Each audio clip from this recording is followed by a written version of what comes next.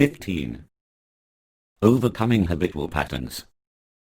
The process of freeing yourself from arrogance and cutting off your habitual tendencies is a very drastic measure, but it is necessary in order to help others in this world.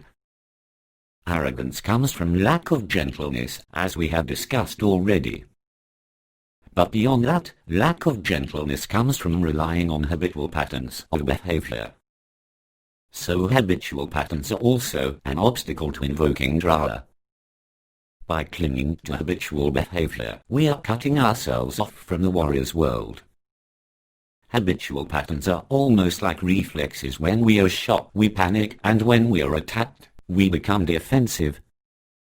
On a more subtle level, we use habitual patterns to hide our self-consciousness.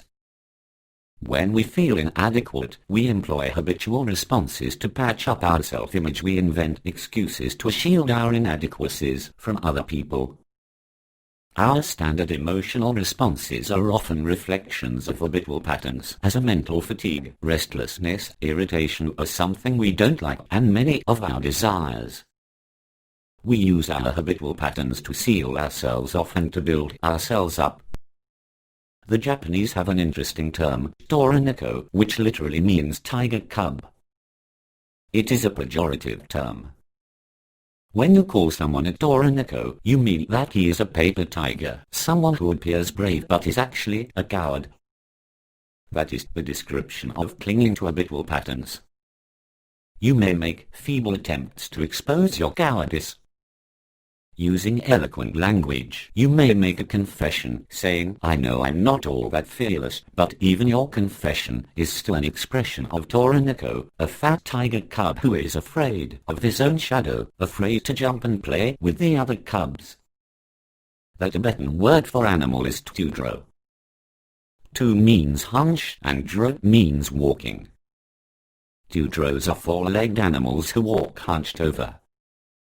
Their most sensitive sense organs are their nostrils, which they use to smell their way through the world. That is a precise description of habitual behavior, which is a manifestation of animal instinct. Habitual patterns allow you to look no further than 3 steps ahead of you. You are always looking at the ground, and you never look up at the bright blue sky or the mountain peaks. You fail to smile and rejoice at the mist rising off the glaciers. In fact, anything above your shoulder level is embarrassing.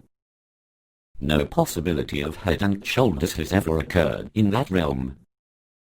You may have been instructed in how to experience head and shoulders and how to raise yourself up to see the Great Eastern Sunday.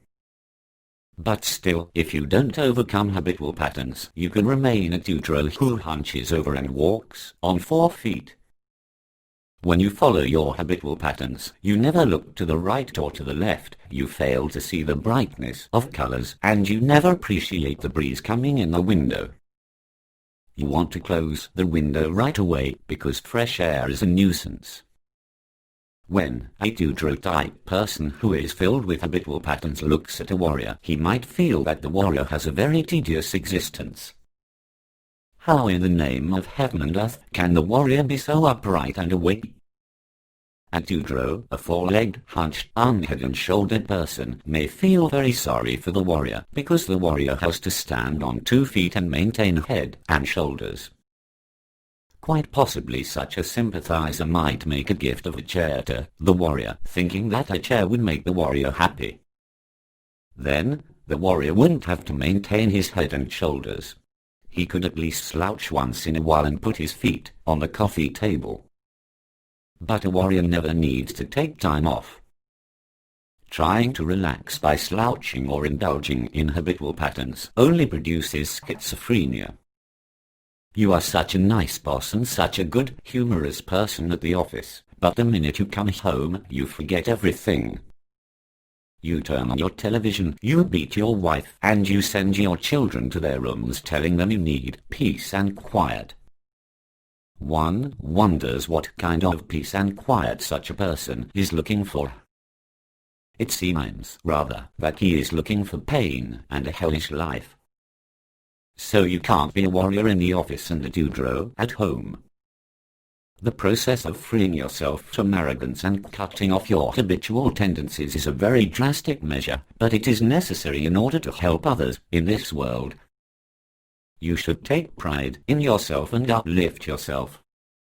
You should regard yourself as an honest and genuine warrior.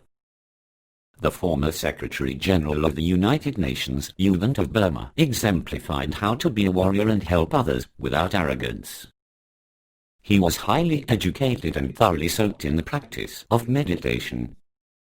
He conducted the affairs of the United Nations with dignity, and he was so soft and gentle.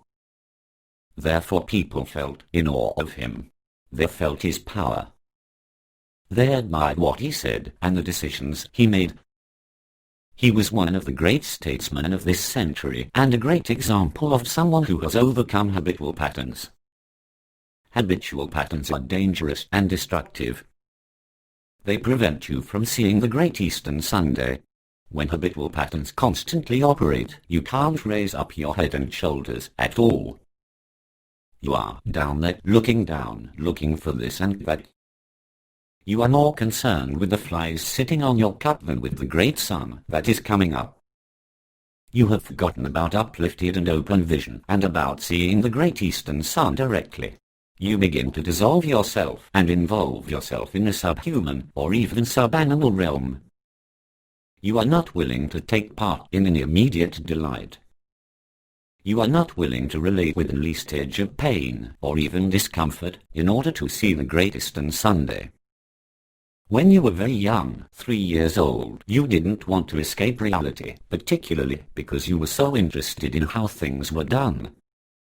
You used to ask your father and mother all sorts of questions. Why is this so, Mommy? Why is this so, Daddy? Why do we do this? Why don't we do that? But that innocent inquisitiveness has been forgotten, lost. Therefore, you have to reignite it. Entering the cocoon of dewdrop behavior happens after that initial inquisitiveness. Once there was tremendous inquisitiveness, and then you thought that you were being mistreated by your world, so you jumped into your cocoon and decided to sleep. Uplifting your head and shoulders may sometimes give you back pains or a strained neck, but extending yourself, uplifting yourself, is necessary. We are not talking about philosophy, but we are talking about how on earth, how in the name of heaven and earth, we can actually become decent human beings without trying to entertain ourselves from here to the next corner. The constant search for immediate entertainment is a big problem. What can I do next?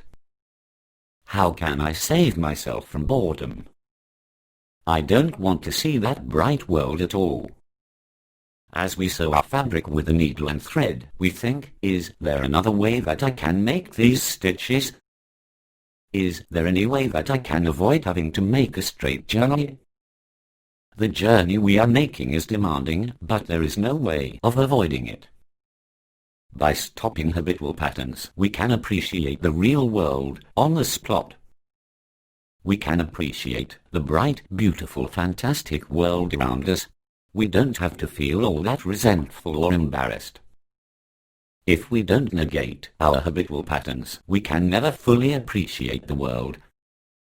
But once we overcome habitual patterns, the vividness of the Drala principle, the magic, will descend, and we will begin to be individual masters of our world.